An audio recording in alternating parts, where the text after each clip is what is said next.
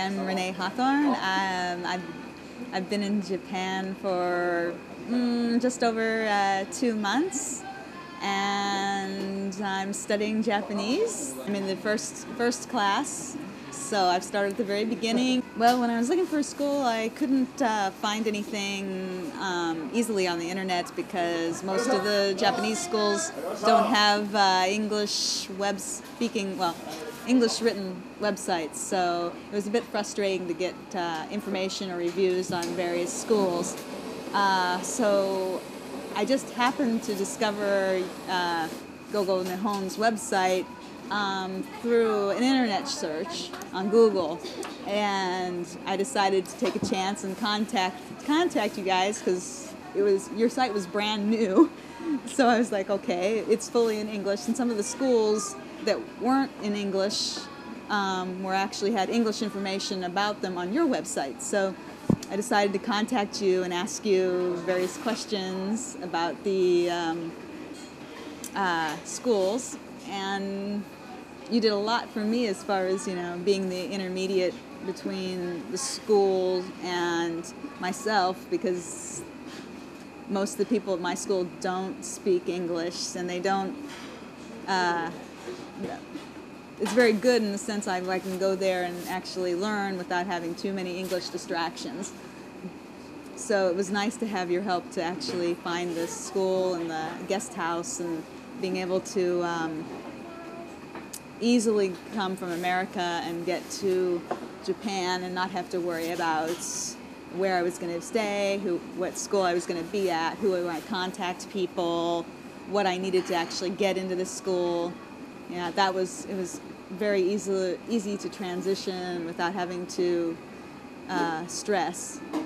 And you even helped me with the getting from the airport to the school itself. Well, we first started talking with email, but then we moved to Skype, and that made it a lot easier to talk quickly because instant messengers and IM and Skype is a lot faster than email.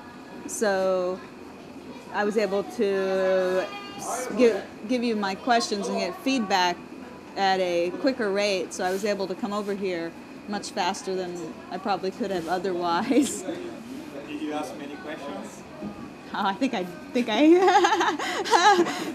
spend money on a language. You definitely want to know, in a language school, you definitely want to have a clear answer to your questions before you invest the money. There's no point in spending money on chance. Well, my accommodations are very close to my school, so it's easy for me to walk out of my room and walk to the classroom without thinking too much.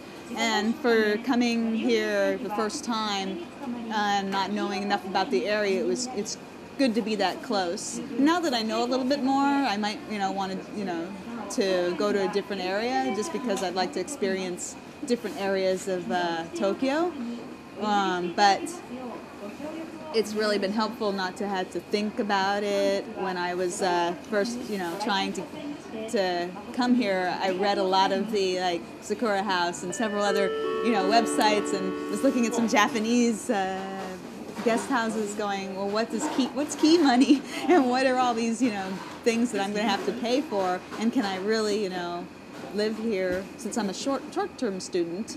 Can I really, get a guest house for a few months and, be able to, leave and not be stuck with a bill for another 6 months or whatever. So it was nice, you guys already waded through the process for me, so I was just able to come here, walk into my room, and then, put my stuff down and pay for my utilities, and that's really all that I've had to do. Yeah, it's all, I paid for everything up front, so I was able to, I'm just paying for utilities every month and being able to study without having to think about much else. And just curious, your free time. So what do you like to do in Tokyo in your free time besides eating sushi? Well, eating sushi, and this is really good sushi. Let's see. Well, I've been to the Tokyo National Museum. I've been to the zoo. Actually, I've been going to a bunch of different well, I've been to different areas: Ikebukuro, Shinjuku, Shibuya. I go shopping a lot just for manga and anime products, and I've been as far out as Nakano for the used anime and manga goods out there, and that's a really fun location. But it can be overpriced, so look at other places before you buy there. But yeah, I've gone to a lot of different cultural sites. I've actually gotten lost in Roppongi and found a few temples that I didn't expect to find, and took pictures there. So mostly I've been trying to go off the beaten path from the traditional tourist attractions and just trying to experience Tokyo as if I were a native person living here. So doing everyday stuff like I'd do at home, mostly. So, at the end of that, would you recommend Nihon to other people? Definitely. US or other Western students? Definitely. When I was looking, it was really stressful because I just wanted to get here and learn. I didn't want to have to there was so much paperwork and stuff, and when you go to the websites, most of them don't even explain how to apply in good English, if you find one that's in English. And by the time I could sit down with Google Translate, I'd wasted months of searching, when I could have just gone to you guys and said, hey, this is what I want to do, help me find a way of doing it that I can afford, and get the education I'm looking for, and be able to leave knowing that I've spent my money's well spent. So yeah, I definitely recommend you guys to help help anybody else who wants to go. Believe me, it's very nice not to have so many things to worry about while you're here. Okay, thank you very much. Thank you. You're welcome.